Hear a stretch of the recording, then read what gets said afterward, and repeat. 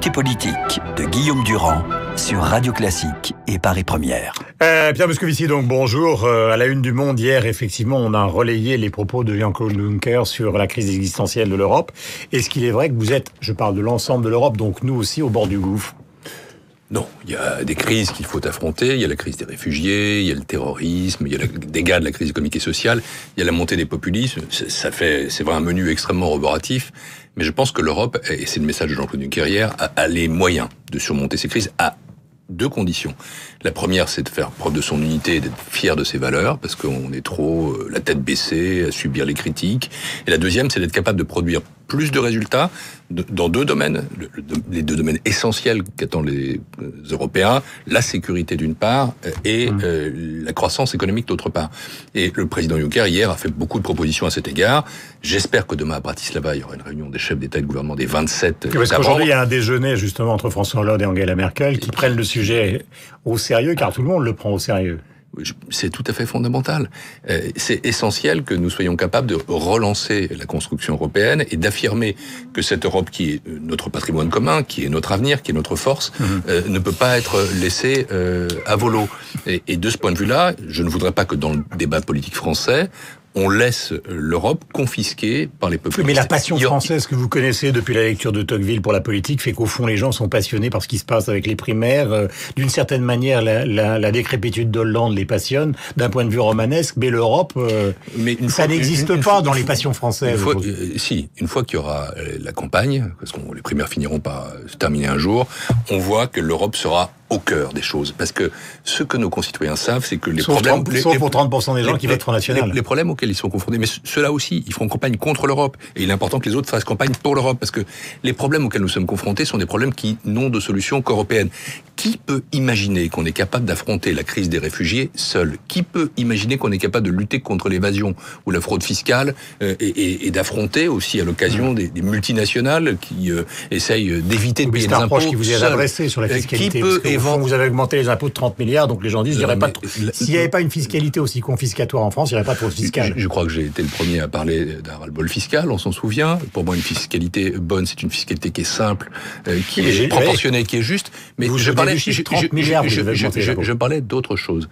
Je parlais de ce à quoi nos concitoyens sont attachés, c'est-à-dire au fait que les multinationales en Europe aujourd'hui, comme Apple, on a vu que la Commission européenne réclamait 13 milliards d'euros à rembourser à l'État irlandais, qui n'en veut pas d'ailleurs, que cela n'était pas possible. Eux, ils ont payé leurs impôts, ils payent leurs impôts, ils ont réduit les déficits. Il faut que les multinationales payent leurs impôts là où elles créent des profits. C'est aussi simple que ça. Et là-dessus, nous sommes en train de faire la preuve que ça marche.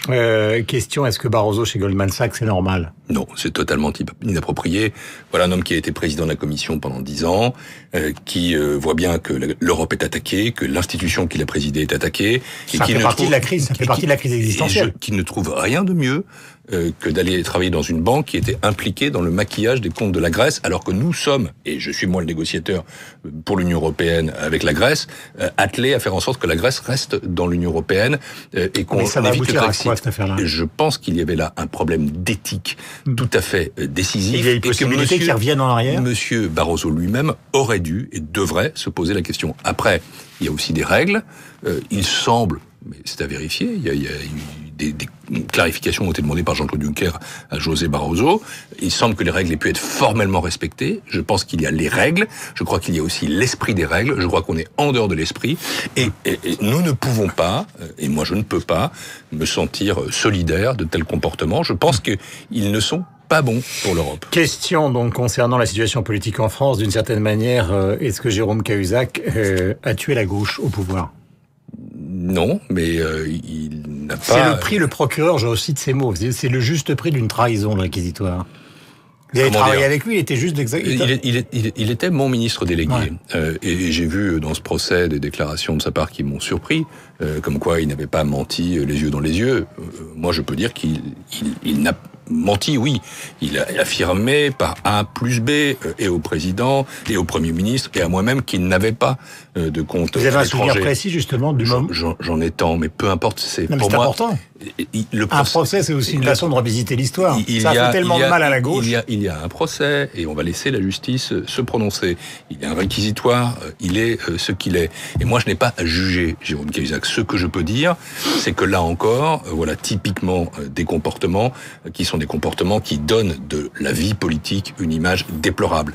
Et que il y a une chose qui est essentielle pour les hommes politiques, et Jérôme Cahuzac y a dérogé, c'est l'exemplarité. Quand on est ministre, quand on est commissaire, quand on est ancien commissaire, quand on est ancien ministre, on a un devoir d'exemplarité. On doit porter haut les valeurs qui nous ont portés dans des responsabilités. Et de ce point de vue-là, le mensonge fait mal.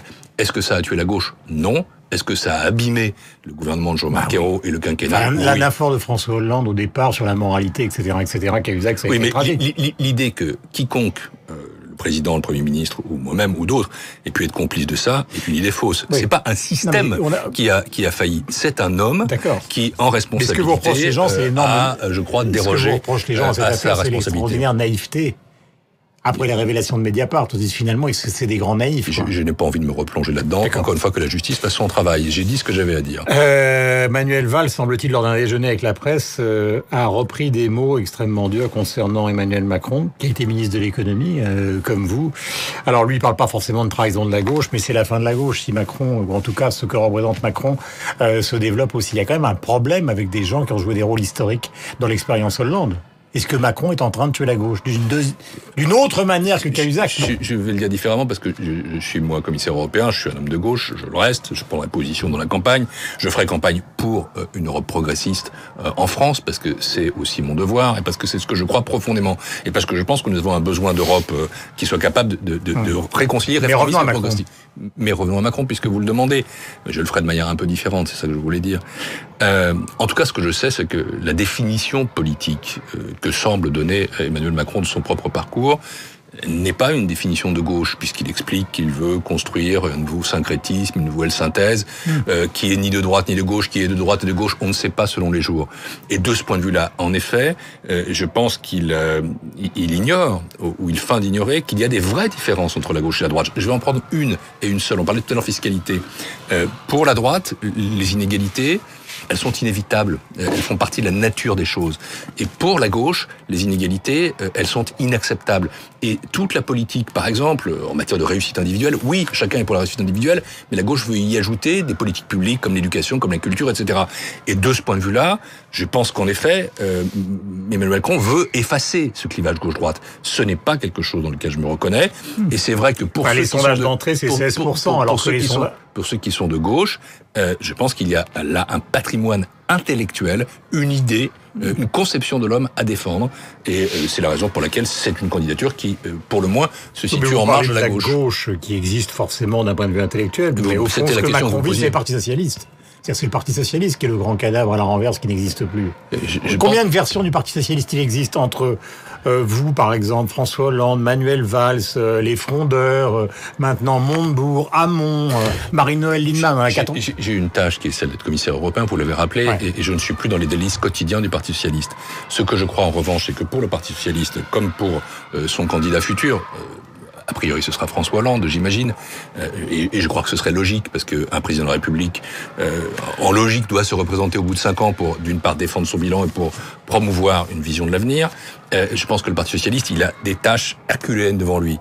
Construire son unité, bâtir son rassemblement, retrouver une cohérence qui soit une cohérence réformiste. Et écoutez, ça c'est votre opinion, ça n'est pas la mienne. Je pense qu'il y a une histoire de la gauche socialiste et social-démocrate en Europe et en France qui, entre nous, a commencé avec Emmanuel Macron et qui continuera après Emmanuel Macron.